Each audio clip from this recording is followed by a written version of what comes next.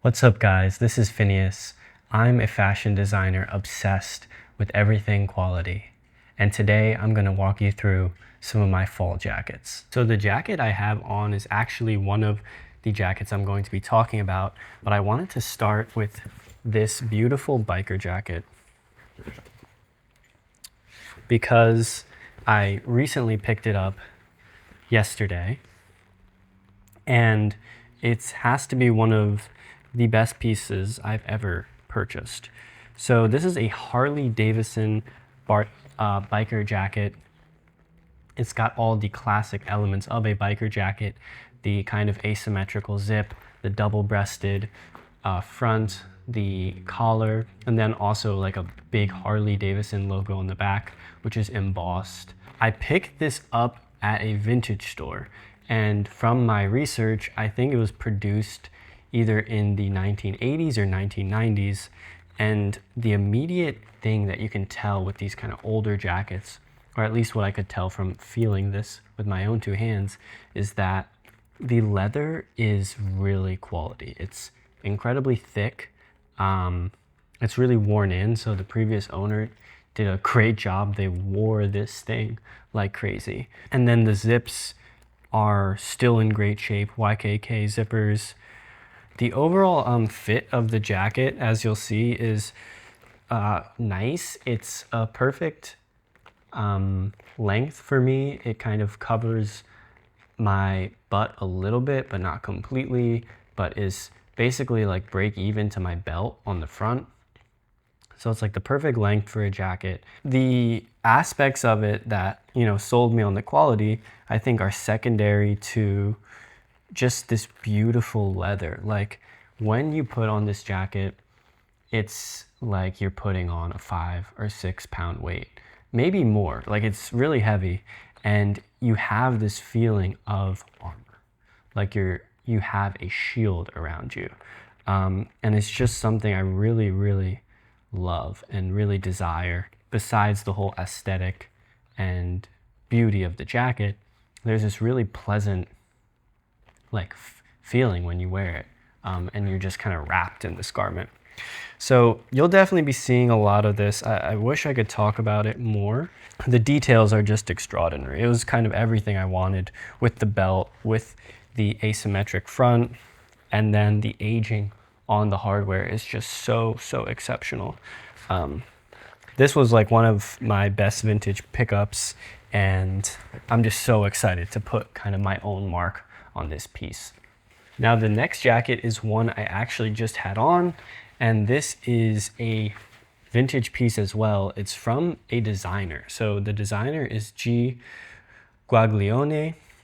And I did some research into this guy.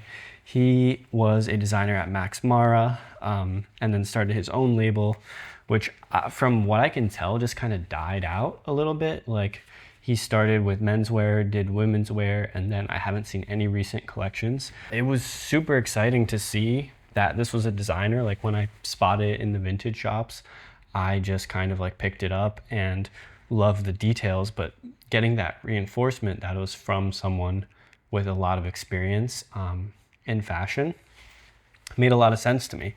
The details I think are fantastic. The buttons are engraved or stamped with his like logo. It's lined. It's like a denim. It's like a waxed denim. I don't know what they actually use to wax it, but I don't know if this is like wax or oiled or what. I'm not that familiar like with those styles of finishing, but it has this effect where it almost looks like a leather jacket, but it's like a denim. It's like a 94% denim, 6% poly, which I like when things are 100% cotton, or 100% natural fibers.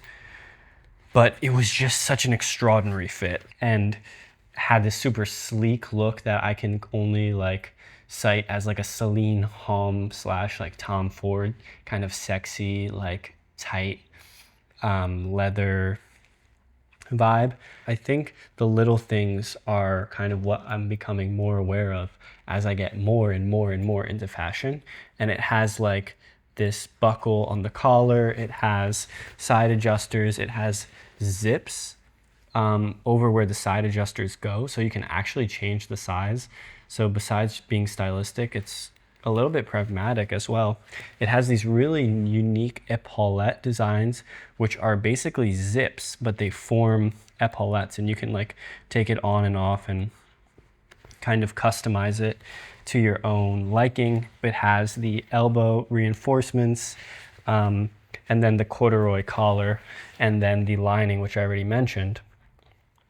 But it's just the full package that I think blows me away so much with this jacket, because I'm, starting my own company and like trying to make a design myself. And when I see this attention to detail and this obsession with like these little things that I think are only really picked up by people that are obsessed and super, detail oriented, it really makes me respect how well this was made and how much effort it took to put in, and that I could pick it up 20 years later or 15 years later, and that I could now be wearing this. I don't know how it got to Korea, but it's just really amazing, and really inspiring. And in some ways, this will influence my own designs, because I think it has a lot of what I really like. So we kind of have a black theme, and that's just how it is. For me, in the fall and winter, black and dark colors are kind of what I think looks best and what I gravitate towards. So I'm just gonna set this up here. This is a cashmere overcoat. And the story on this is that I wanted a long overcoat. Like, I was really getting inspired by these really the row silhouettes, super long overcoat, super flowy.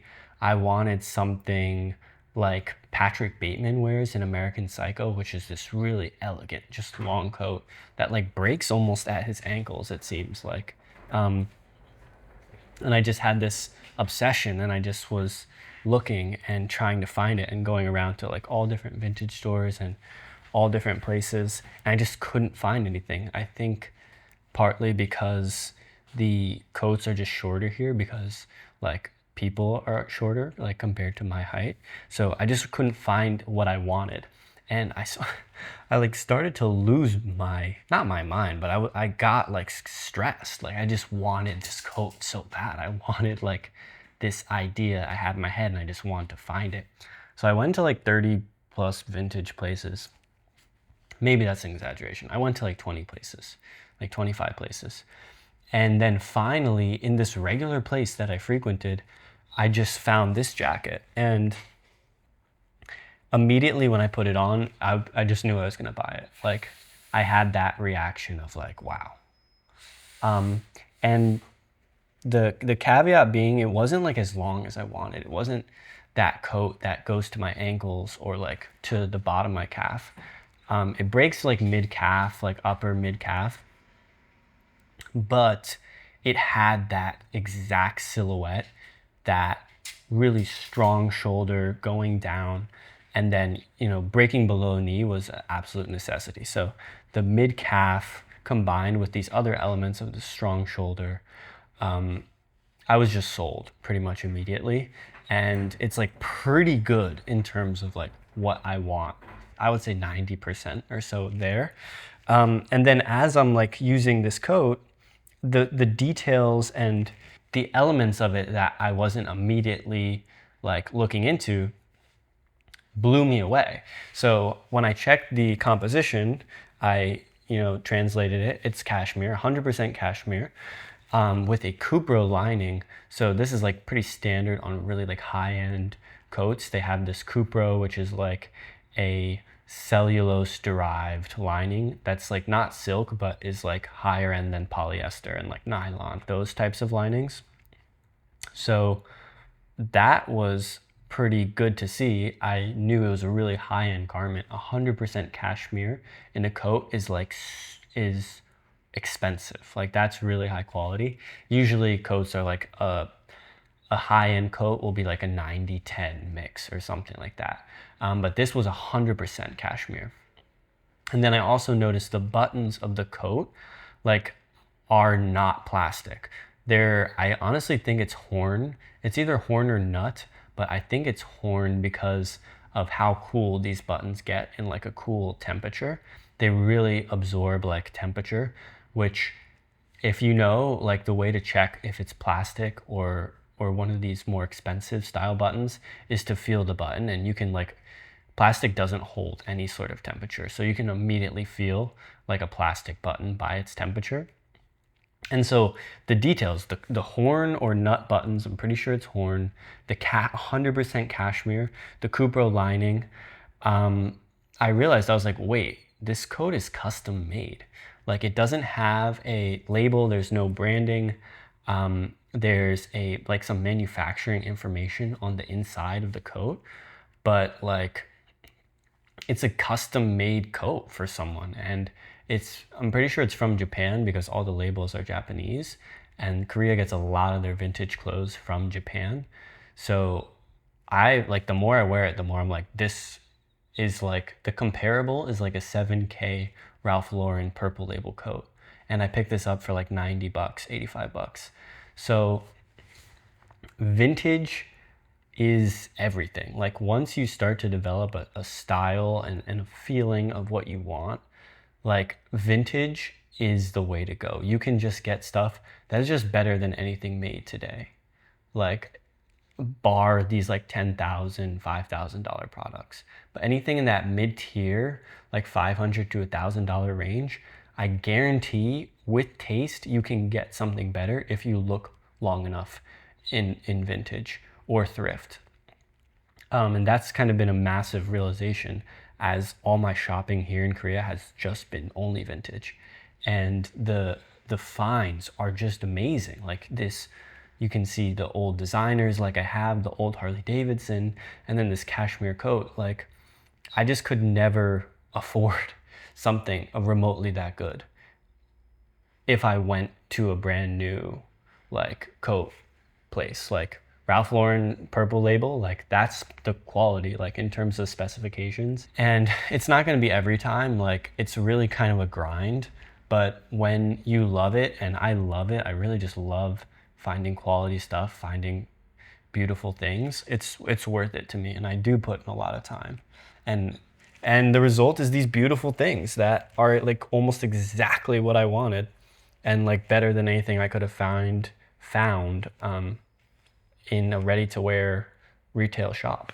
All right, last up we have my Ralph Lauren trench coat, and I picked this up kind of earlier in my trip, also at a vintage place, and this coat has done nothing but amaze me since I've got it. So I think for the fall styling, like this is the one piece that is not that like really dark color, and I think it's a perfect fall piece. Like a trench coat, it's a classic trench coat design.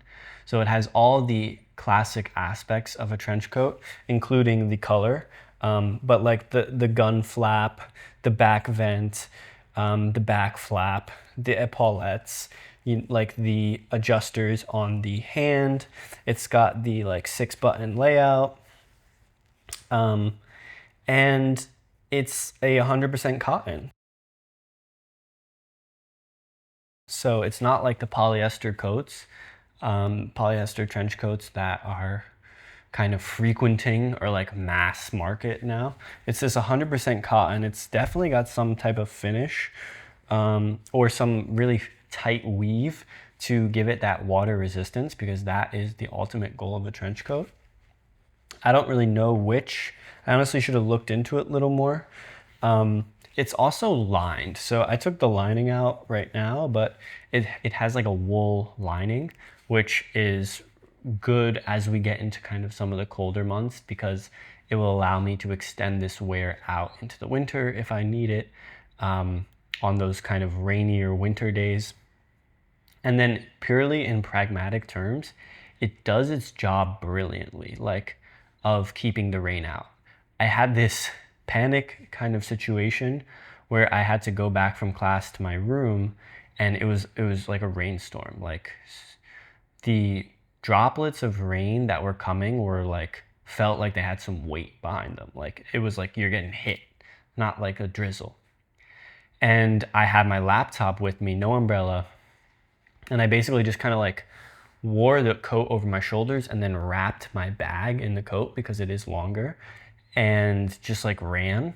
And when I got back into my dorm, the bag was completely dry, like not a drop of water had gotten through.